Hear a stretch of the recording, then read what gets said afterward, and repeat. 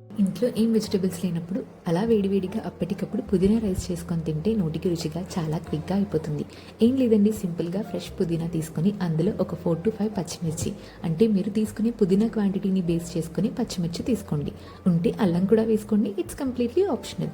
మిక్సర్లో ఫైన్గా పేస్ట్ చేసి పక్కన పెట్టేయండి. ఇప్పుడు కడాయిలో 1 tablespoon of ghee and 1 tablespoon of oil, సాజీరా, 2 లవంగాలు, బిర్యానీ ఆకు, 2 ఇలాయచీలు, మనం ఫైన్గా మిక్స్ చేసుకున్న పేస్ట్ కూడా వేసేసుకోవాలి. అలా పేస్ట్ వేయగానే రైస్ వేసేస్తే హట్ ఫ్లాప్ అవుతుంది. కాస్త ఓపిక్గా ఉంటూ పచ్చి వాసన పోయే వరకు మీడియం ఫ్లేమ్లో పెట్టుకొని మిక్స్ చేస్తూ ఉండాలి. చిటికెడు పసుపు వేసుకొని ఒక 5 మినిట్స్ అయ్యాక టేస్ట్కి సరిపడా సాల్ట్ కూడా వేసుకోవాలి. నేను ఇక్కడ వీడియోలో రికార్డ్ చేయడం మర్చిపోయాను, టేస్ట్కి తగ్గట్టు మీరు యాడ్ చేసుకోండి. పుదీనా అనేది డైజెషన్కి బాగా హెల్ప్ అవుతుంది కదా.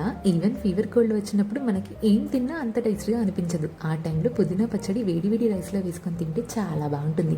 నేను నెక్స్ట్ వీడియోస్లో మా నాన్నమ్మ స్టైల్లో చూపిస్తాను. 10 మినిట్స్ అయ్యాక అలా ఆయిల్ పైకి వస్తుంది అనుకున్నప్పుడు వేడి రైస్ కాకుండా అలా చల్లారి పెట్టుకున్న రైస్ వేసేసి నీట్గా మిక్స్ చేసుకోవాలి. ఫైనల్లీ అలా కొత్తిమీరతో గార్నిష్ చేసుకొని తింటే వేడిగా చాలా బాగుంటుంది. ప్రాసెస్ చాలా సింపులే, కానీ కొంచెం పేషెన్స్గా చేస్తే మంచి ఫ్లేవర్తో క్విక్గా టర్న్ అవుట్ అయ్యే రెసిపీ.